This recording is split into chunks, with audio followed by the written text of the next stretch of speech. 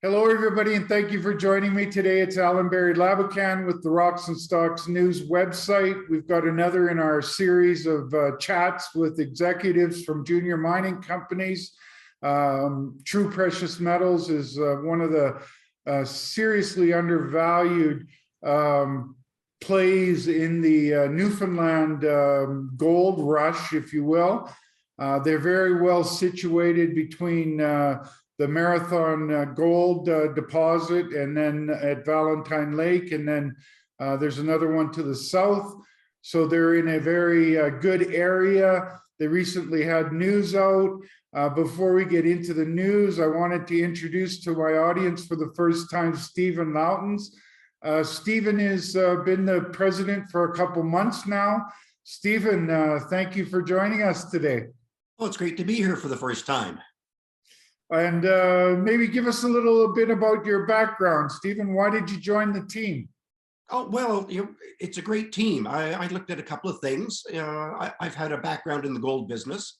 I was vice president of Intercitic Minerals, which was a Chinese exploration gold property that I was with from about 2005 until we finally sold it in 2012 for about, I think it was $260 million, an all-cash deal to a Chinese national company, big sulfide deposit in Western China. And then after that, I was with a company called Anchor Gold, which is a Cambodian gold, and it's now morphed into gold, oil and gas, and a couple of other things in Cambodia. So I've been kicking around the gold business for more than 15 years. But one of the things I looked at, you look at a couple of things when you're thinking about joining a company, you look at the team. And the team at TRU is really great.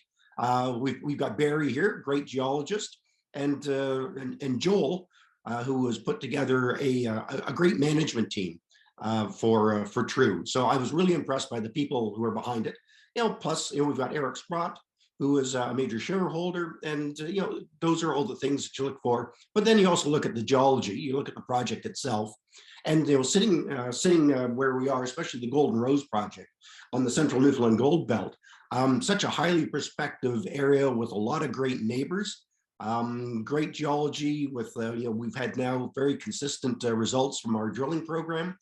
I was really impressed with the project. So between the team and the project, I thought TRU was a great place to be. Sounds very good. Yeah, project is the number one thing to me, but having good shareholders and a great team also plays a key role, which is why I initially asked TRU to be a sponsor of my website. I felt that they would generate lots of news and we could do lots of interviews, and that's the nature of this conversation today. Barry, let's get at it. You guys had some news out yesterday or earlier today, and let's chat about that news. Sure. So if I could maybe share my screen here and show you some of the things that I'm looking at here. So this, can you see that there now? Now we can. Yes, absolutely. Okay. So this is one of the images that was in our press release yesterday. And what this is, basically, we're laying out our proposal for 2022 for a major soil sampling blitz, pretty much property wide. Last year we did a very large soil sampling program as well, and we covered the Rose Gold to Jacobs Pond area. We went down along this the Cape Ray shear zone.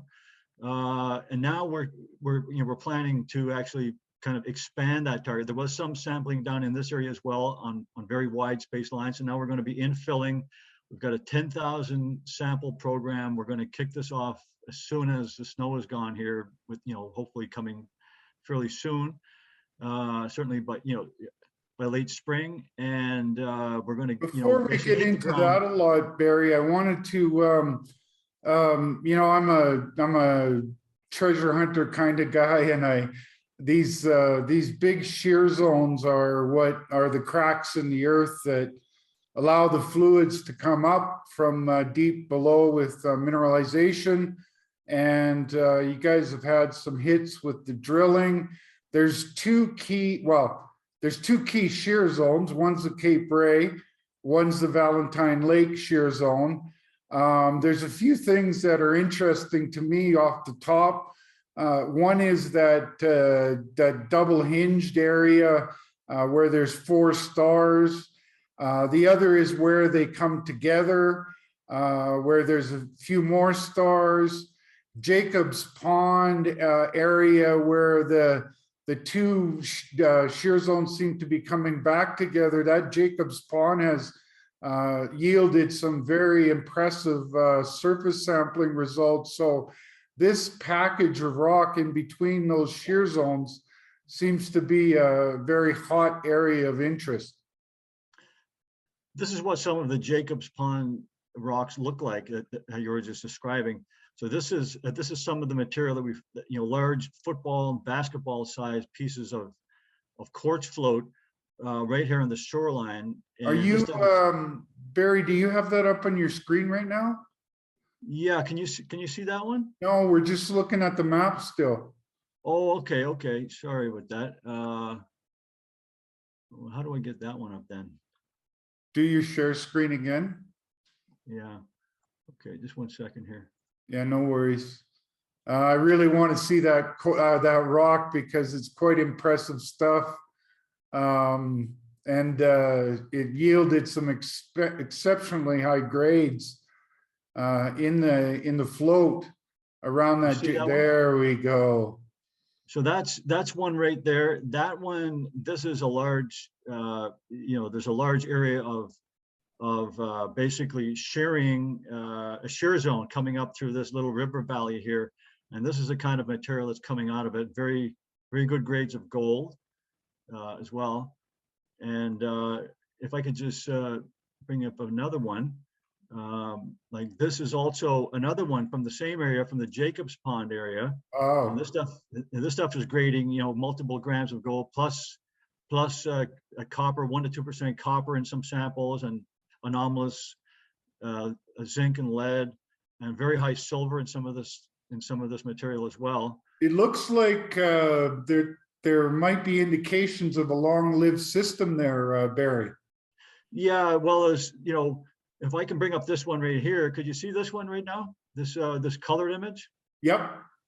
So this is basically the same map. This is the Jacob's Pond area here. It's right on the Cape Ray shear zone. This is an area that we're very, very excited about.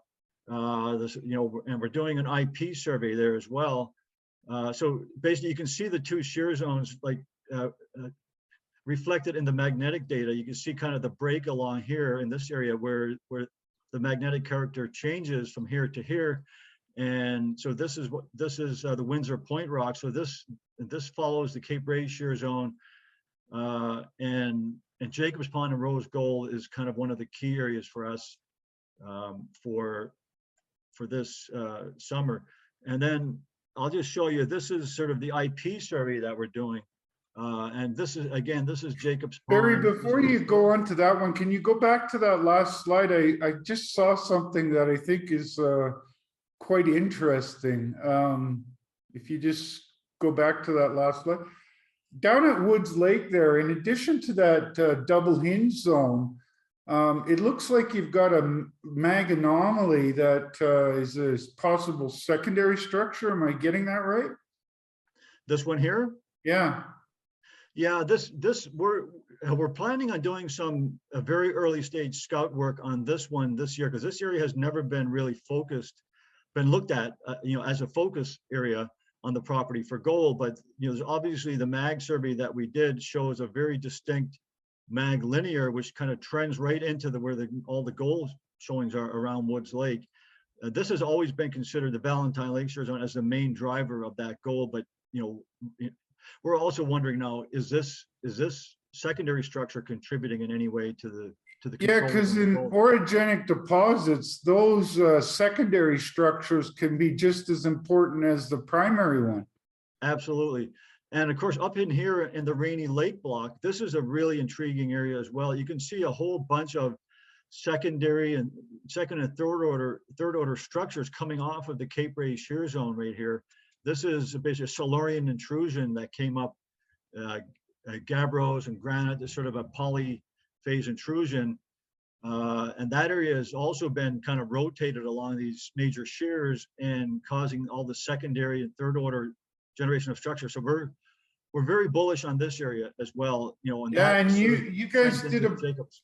you guys Yep. did a bunch of sampling up there, I think, and if memory serves me correct, it was fairly close to the contact between that package you're talking about and the shear zone. Yes, it was. Yeah, our survey kind of started kind of near this boundary, near this edge here, and went up it this way. So now we're going to fill in. We were finding anomalies in gold in the soils, kind of along the southern edge of our survey. It looked like it was kind of still going strong towards this contact here. So we decided, let's extend the survey. And some of the old historic work we found, like there was a sample from BP here that ran over 1,000 ppb gold in this area. Now it looks like a secondary structure there. Yeah, and then the whole thing kind of then tails out into this area with a whole bunch of like little kind of almost like horsetail type features. Right. So that trends right into the Jacobs Pond area. And so, yeah, so this is going to be one of our key areas for the summer 2022. Good. Okay, sorry, I got you off your track there. You can go back to that other one if you will. Yeah, so this one here, this is the one. So again, you can see this is an induced polarization survey that's underway right now. The guys are working just coming in. They just finished the Twin Ponds area and they're working into the Jacobs Pond grid right now. And so, over time, we'll be obviously sharing our results with the market, but this is an area that we're very excited about. And then, from our 2021 soil survey where we delineated, a second district scale, that's the Cape Ray feature, which I had showed on the previous map, which follows along these linear features here. So we delineated, approximately 20 kilometers with anomalous gold in the soil. So now we're laying out these IP lines along that structure, and then down here on the Valentine Lake structure, this is the Woods Lake. So the Woods Lake gold prospect is right here, but then there's also a couple of really practically untested gold occurrences here in a very similar environment to the main Woods Lake prospect. The shore shot and the hilltop occurrences, which occur in this area, and where the Valentine Lake shear comes down, and where those secondary structures we were showing earlier, where they kind of all come together. So we're doing some IP on that area. That's one of the based on historic work, and then some in this area as well. So you can see on the property wide map where these various grids are. It sure stands out, Barry, that you can see in the rock right there that the definition of these deep features. Yeah. They basically weather very low, and so they become valleys and kind of linear, very kind of elongated ponds and lakes, and they define topographically where the features are. You can see that, and then when you shoot the magnetics, it further confirms. So yeah, so we're pretty excited. We're going to have a very busy 2022. We're kicking this off early. We got field crews out there now, as I said, doing the IP in this Jacobs Pond area, and I'll just show you another. So this is some of the material from Jacobs Pond as well, and there's lots of mineralization. Just let me show you this one here. This is the Jacobs Pond mineralization in bedrock.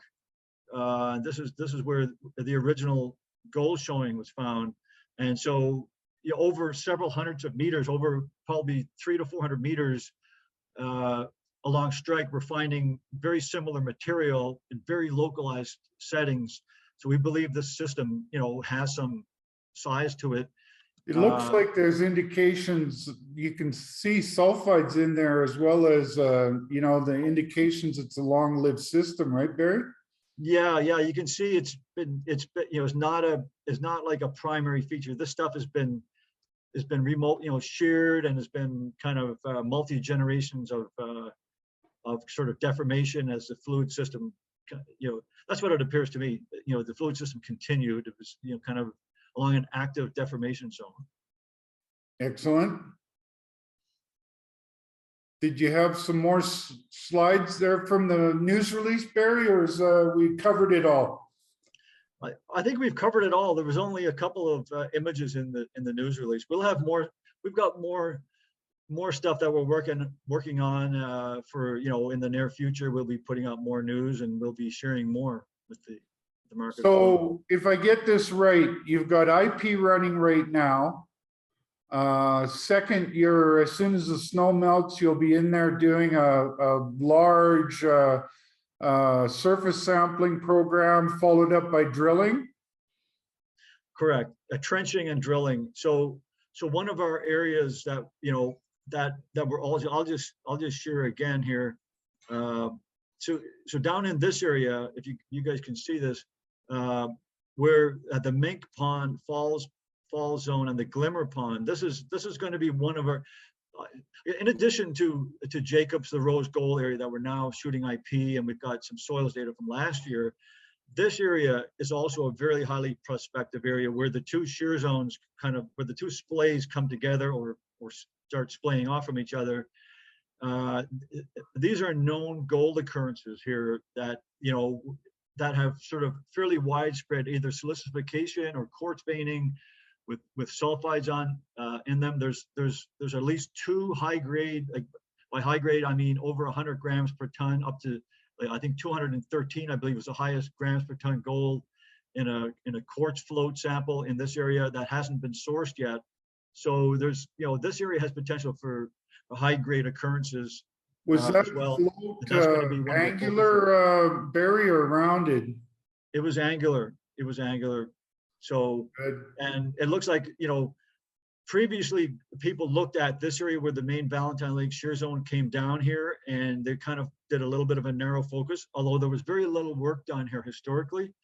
So this sort of general area, this corridor between Mink Pond and Glimmer Pond, these lines are like 100 meters, so there's like more than a kilometer here.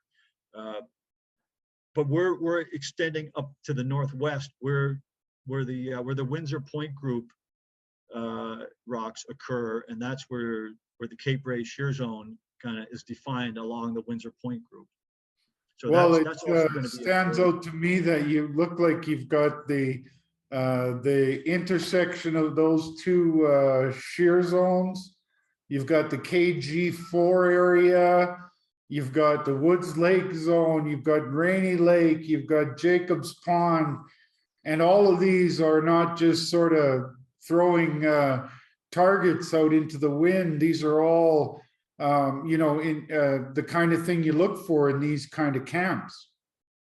Well, not only are you, do you have the right structure, but you've got gold deposits on these structures, like up here to the northeast, Valentine Lake, and then just off the map down to the southwest at the Cape Ray. Matador has Cape Ray deposits down here. So, we know we're in a very fertile area for gold deposits, that there, we're basically sandwiched between known gold deposits on the same structures with all the indications in the soils and, and in bedrock where we're finding gold. Now we just have, this is just an earlier stage version. In our opinion, this is an earlier stage project compared to those two to the northeast and southwest. And so we're hoping with, some additional work, this will be in the same league. Well, and I think before we close, I wanted to step back a little bit and talk a bit about that gold rush in Newfoundland right now. It's been sort of over on the east side of Newfoundland, but with the news that Marathon is getting their permitting together, I think that this portion of Newfoundland could get a lot more interesting. And as you say, you guys are sandwiched right in between two deposits, and with all the right kind of rock and sampling and IP and geophysics and truth machine work that suggests that you could be a big player in this this belt. Yeah, we've got the right real estate. We just got to, do it systematically and make sure we're doing all the right things with the project instead of just sort of going off half-cocked sort of thing, So we're not sort of here to do a big promotion for the market and kind of just get things up quickly and then only to see it come back down again. We want to do it strategically, more systematically with our work program, be more. Well, Barry, in all reality, that's how you find deposits. Yeah, you don't just willy-nilly go out there and start promoting and bang into a deposit. These things take time and good solid work, and you guys are definitely doing that. Thank you. It's good to hear people's I guess confirmation of what we're. Well, I mean, you don't need me to say that. Just look at the maps on the news releases of the IP that's been done, the sampling that's been done, the shear structure, the deep cracks in the earth that bring these fluids up. So you've got all indications there, and in the truth machine as well, which is the most important when you can drill into some stuff. And you guys have had a lot of success in the early stages of drilling, and you're still figuring this thing out. Yeah, exactly. Yeah, no, and we're this last drilling season, we've so far been 9 for 9 hitting gold mineralization at Woods Lake. We still have a half dozen holes left to release that we're still waiting on assays for. I mean, part of the problem with the Newfoundland gold rush is everyone's putting assays into the same lab, so we struggle every day trying to get our assays to the top of the priority list.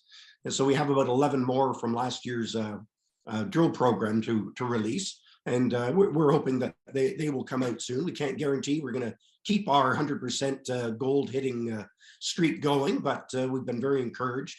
I know that we've been doing some modeling now at Woods Lake, and when it's ready, we will also start showing that. But what you were saying, Allan, about putting in the work is so important. There are a lot of sort of flash in the pans and a lot of promotion. It's important to do the groundwork, to do it methodically, to do it sensibly, and to build a story over time. So you may not see that immediately in terms of share appreciation, but eventually, when the market starts to come around again to the gold junior explorers, that people will be looking at those projects, we hope, that have put in the work and have shown real prospective value in terms of what the property has the potential for.